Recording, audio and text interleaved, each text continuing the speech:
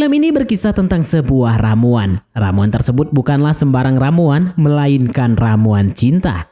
Di mana ramuan tersebut dapat membuat lawan jenis menjadi terpikat apabila terkena atau terminum. Film ini adalah film horor yang mengandung nuansa mantap-mantap yang sangat aduhai sekali. Jadi buat kalian yang belum cukup umur jangan melihat film ini secara langsung ya, karena tidak elok dipandang mata. Baiklah tanpa berlama-lama mari langsung saja kita masuk ke alur ceritanya.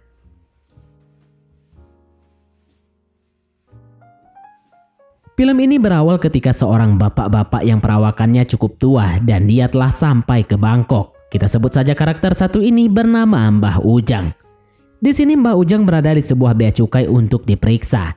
Ketika diperiksa oleh petugas yang ada di sana, ternyata isi dari tas Mbah Ujang tidak berisi barang-barang yang berarti. Tapi petugas tersebut melihat sesuatu yang ada di tubuh Mbah Ujang, yaitu sebuah kalung. Ketika petugas tersebut meminta Mbah Ujang untuk memperlihatkan kalung yang dia pakai, ternyata kalung itu terdapat sebuah ramuan. Sebuah ramuan guna-guna untuk memikat lawan jenis. Nah, ketika salah satu petugas wanita menghirup ramuan yang ada di kalung itu, tidak lama petugas wanita itu pun tersedak-sedak. Dan karena mereka pikir itu hanyalah kalung biasa, para petugas ini pun mengembalikan kalung tersebut kepada Mbah Ujang. Nah, di sini akhirnya Mbah Ujang pergi dari pemeriksaan bea cukai. Ketika dalam perjalanan, tiba-tiba ada dua anak muda menggunakan sepeda motor dan memukul dirinya dari belakang. Mereka pun mengambil kalung ramuan milik Mbah Ujang. Dan setelah itu mereka pun pergi. Berkat kedua anak muda tadi akhirnya Mbah Ujang bisa tidur dengan nyenyak di jalanan ini. Pingsan maksudnya. Tepat di malam hari akhirnya ramuan pun bereaksi. Di sini wanita yang sempat kita lihat di bea cukai tadi mengalami gejolak yang cukup hebat dari ramuan yang dihirup. Tidak lama setelah dia mengalami sakne yang cukup hebat, tiba-tiba ada hantu yang muncul dari selingkingannya dan hantu itu sangat seram sekali. Ternyata ramuan tersebut adalah jelmaan dari seorang wanita dan nanti bakal ketahuan asal muasal dari ramuan tersebut. Nah, di sini di sebuah perusahaan terlihat seorang bos bernama Prawit. Dia sedang berpidato ke para karyawan wanita yang ada di kantornya. Di sini juga terlihat karakter utama bernama Prey yang juga bekerja di sana. Prawit ini adalah bos yang sangat terobsesi dengan Prey. Dia sempat beberapa kali menggoda karyawannya ini. Namun karena Prey ini adalah wanita baik-baik, dia tidak terpengaruh dengan bosnya tersebut. Dan ini adalah Lex. Dia bekerja satu kantor dengan Prey. Sosok Lex ini juga sangat terobsesi dengan kecantikan yang ada pada Prey dan sempat beberapa kali menguntit Prey yang sedang duduk.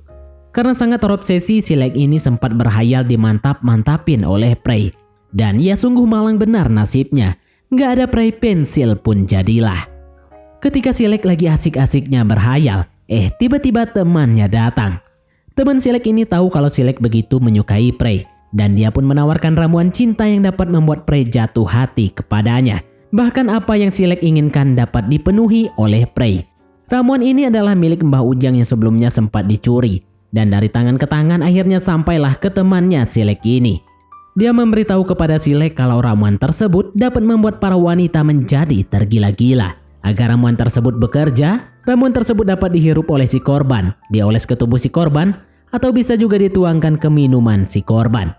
Nah, setelah itu target yang menjadi korban akan mengalami reaksi yang tak terbendung lagi. Dan ramuan tersebut sangat manjur jika ingin memikat wanita. Karena Lex sangat ingin juga seperti apa yang dijelaskan temannya tadi. Akhirnya si Lex pun mengambil ramuan tersebut dan berencana mencobanya ke Prey. Nah, tepat di malam hari di sini Prey mengajak Lex untuk pergi ketemuan dengan bos mereka yaitu Prawit. Mereka berencana akan melakukan sebuah meeting. Tapi bukan meeting seperti apa yang dipikirkan oleh Prey. Bos mereka malah mengarahkan Prey ke tempat karaoke. Dan di sini karena Prey tidak suka dengan perlakuan dari bosnya, akhirnya mereka berdua pun pergi dari sana dan meninggalkan Prawit dengan otak liarnya. Di perjalanan mereka berdua berencana untuk makan di tempat lain.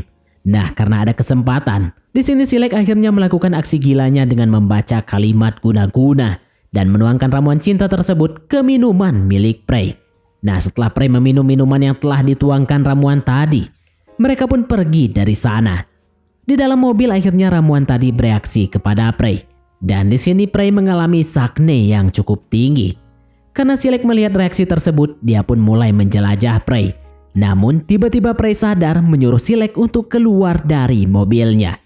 Di sini Prey terlihat begitu kesal dengan Silek sehingga meninggalkannya.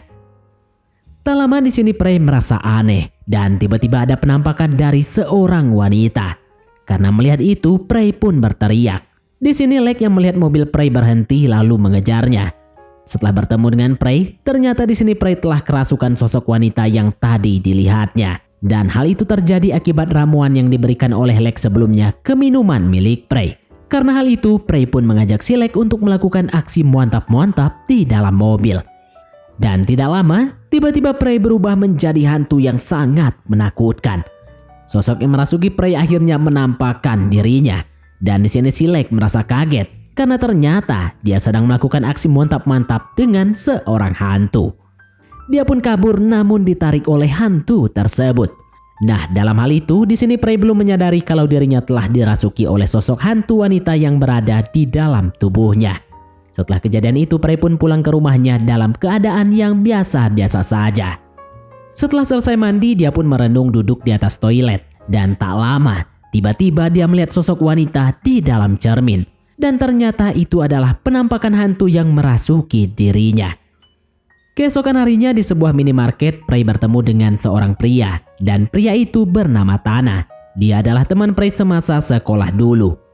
Nah, setelah itu Prey kembali ke tempat kerjanya. Di sini dia dipanggil oleh bosnya yaitu Prawit. Sesampainya di ruangan Prawit, ternyata polisi ada di ruangan ini. Dan dia adalah Inspektur Ea. Di sini Inspektur Ea ingin mendengar penjelasan dari Prey mengenai hilangnya Silek. Namun Prey menjelaskan dia tidak tahu di mana Silek berada.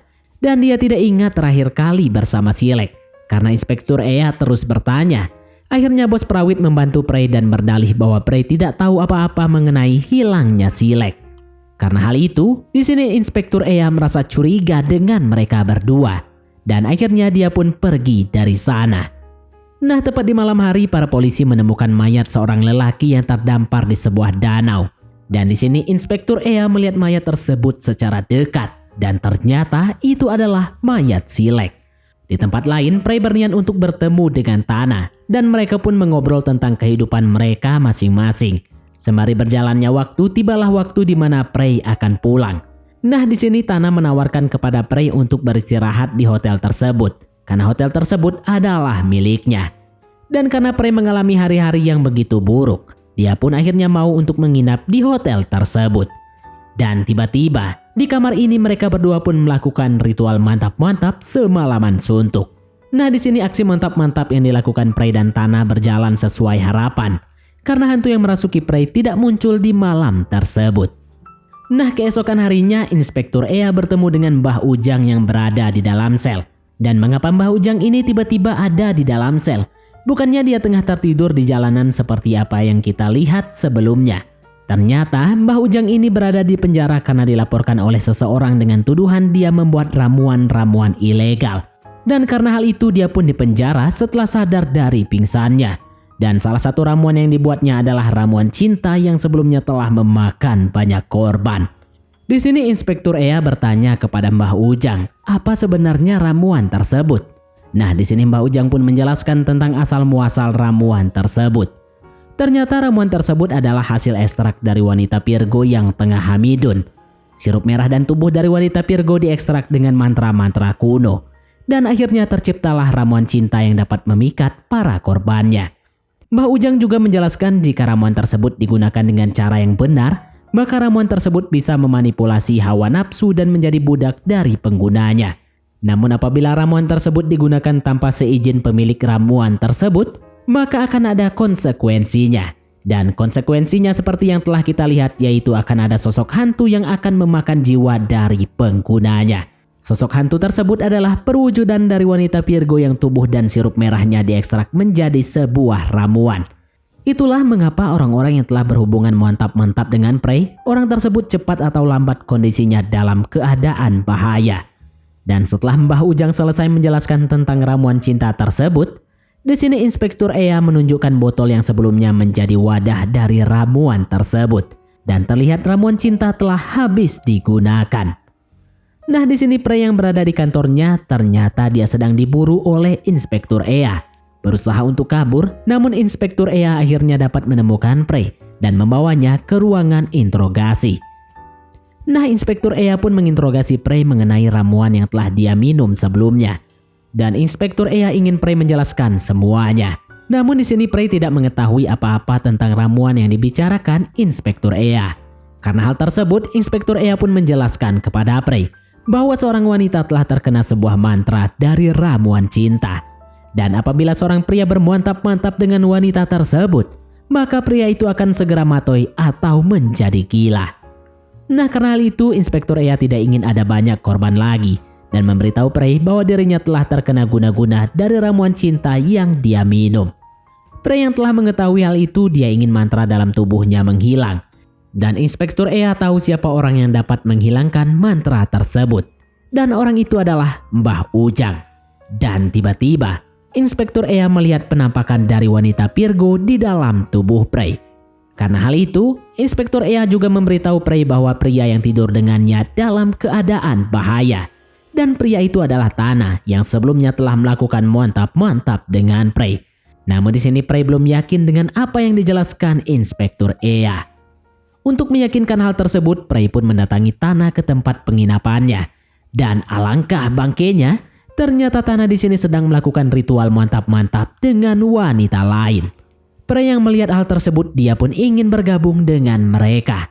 Bukannya marah, malah mau ikut gabung. Di sini akhirnya mereka bertiga akan melakukan ritual mantap-mantap secara bersamaan. Namun tak lama setelah melakukan aksinya, Prey pun menjelma menjadi hantu yang sangat menakutkan. Karena sangat takut, wanita ini pun kabur meninggalkan mereka berdua. Di sini dengan sangat mengenaskan, hantu tersebut akhirnya membuat Tana matoi. Keesokan paginya, Prey pun pergi dengan menggunakan mobil milik Tana. Dan dia juga membuat surat untuk Inspektur Ea. Inti dari surat itu adalah Prey ingin Inspektur Ea tidak lagi mencari dirinya dan tidak lagi menyelidiki mengenai ramuan cinta. Dan di sini ternyata arwah dari wanita Virgo telah menyatu dengan tubuh Prey. Dan mereka pun pergi sejauh mungkin meninggalkan kota tersebut dan film pun tamat. Pesan yang dapat kita ambil dalam film ini adalah janganlah sekali-sekali menggunakan yang aneh-aneh untuk memikat para wanita. Biarkanlah semua berjalan sebagaimana mestinya. Jangan gunakan santet, ramuan guna-guna, dan hal lainnya, karena itu tidak baik. Oke, baiklah, mungkin sampai di sini saja teman-teman untuk alur cerita film kita kali ini. Terima kasih buat teman-teman yang telah mengikuti alur cerita film ini sampai selesai. Sekian dari Mimin, sampai jumpa di konten berikutnya.